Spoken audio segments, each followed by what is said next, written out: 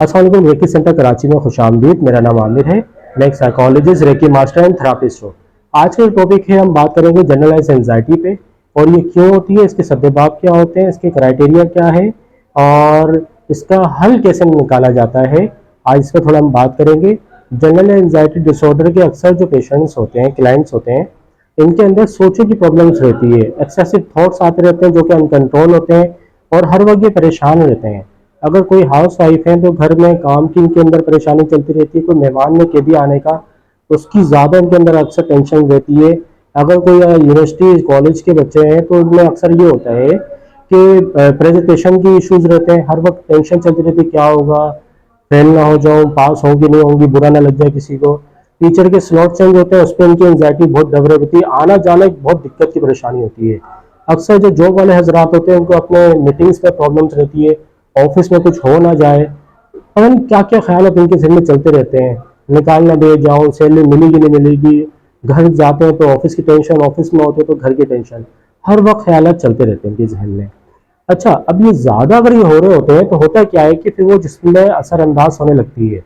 या तो इनको पसीने ज़्यादा आने लगते हैं, इनकी मसल्स में खिंचाव होता है, इनका पेट खराब होता है, इनकी नींद तो खराब होती ही होती है। और अक्सर ऐसे लोगों को लगता है कि इनका पेट खराब रहता है, जिसकी वजह से इनको आईबीएस भी अक्सर लोगों को हो जाता है। इसके अलावा बेचैनी रहती है, अगर मगर की दुनिया दिमाग में इनकी चलती रहती है। अब होता क्यों है, होता वजह ये है कि एक तो इनके जेनेटिकल इश्यूज होते हैं जो कि इनके खानदानी होते हैं मामला। दूसरा जो सबसे बड़ा फैक्टर जो मैंने देखा है वो इन्वायरमेंटल इश्यूज बहुत ज़्यादा होते हैं।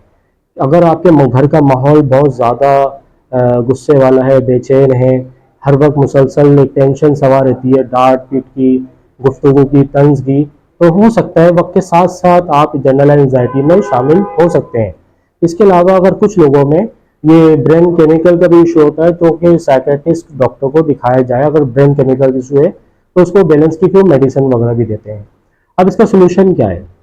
अब इसके सोल्यूशन में अगर देखा जाए तो हम सबसे पहले तो इसमें सेशन रिक्वायर्ड होते हैं, काउंसलिंग होती है, हिप्नोसिस होता है और टॉक थेरापी होती है। इसके अलावा जो मेरी नज़दीक जो है वो होता है, क्लाइंट का सेल्फ को डेवलप किया जाता है, उसको कुछ डेली प्लान्स दिए जाते हैं ताकि वो उसको करे, और करने के बाद ताकि अपनी ज़िंदगी को एक अच्छे पैटर्न पे लेकर आए। क्योंकि बेचारे मुब्तला रहते हैं, उनको पता नहीं चल रहा होता उनके साथ चल क्या रहा है, और जिसकी वजह से ये बेचारे हर वक्त बेचैन और परेशान रहते हैं।